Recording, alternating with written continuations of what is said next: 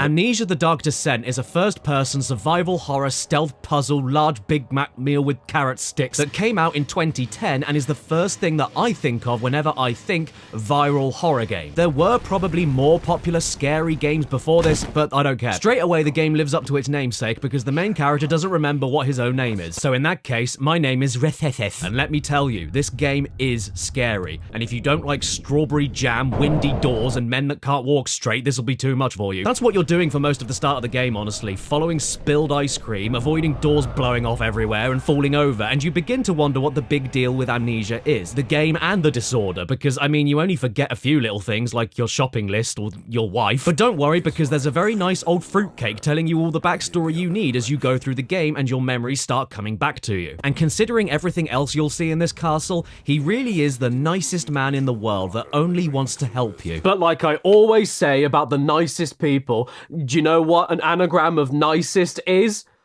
Incest. And you'll quickly find out why. There's skulls in the cupboard, there's an electric hole, there's an invisible monster chasing you in the water, there's a dead body trampoline, there's a single beautiful bunch of flowers growing in the middle of the torture chamber, the castle is growing skin, and there's a baby throwing up into the bumhole of a man. Speaking of bumholes, that's what's chasing you in this game. Walking, grunting bumholes. They waddle around looking for you in the darkest depths of the castle, forever wondering how different things would be if they didn't go for that lockjaw surgery. And this thing? This thing is like if Disney did a live-action remake of Pac-Man. So obviously you don't want to be face to face with these mangy old flaps because they look a little intimidating and they'll kill you. That's another less important thing. But for some reason, our main man Daniel is in denial about being able to defend himself. He can pick up everything around him and lob it around like an Australian, but it doesn't matter if you can lift a rock or a sack or a book. It won't make a dent on anything around you aside from the environment for some really cool and clever puzzles. In its rawest form, this is a stealth game. The only way out of a sticky spot is to run or hide, and hiding won't save you forever because in all of the best hiding places, even the shirts are dead. You run, you hide, you pray they don't spot you, and even better, while hoping they don't spot you,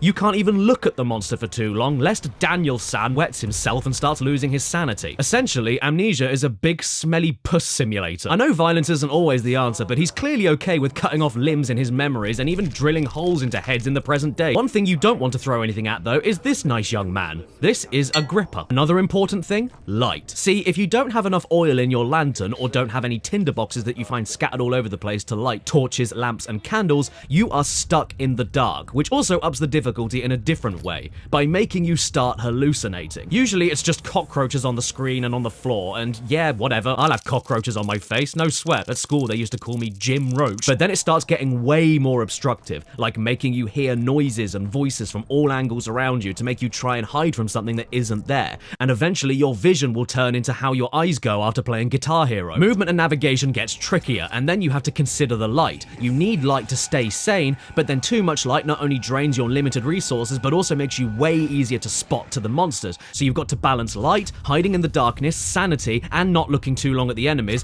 while trying to figure out where you're going, while trying to find hidden items, while trying to solve puzzles, while trying to be quick so that you conserve your light, but not too quick so that the sprinting alerts the enemies, while the deathly bellowing music screeches at you while you're being chased. By the way, if light is so vital to my survival, why can't I just pick up candles? I'm more than okay rubbing against them and that's fine, but leaving them here seems really stupid. You're not Daniel, you're Dumniel. But don't panic everyone, it's okay. I've got a dead rabbit.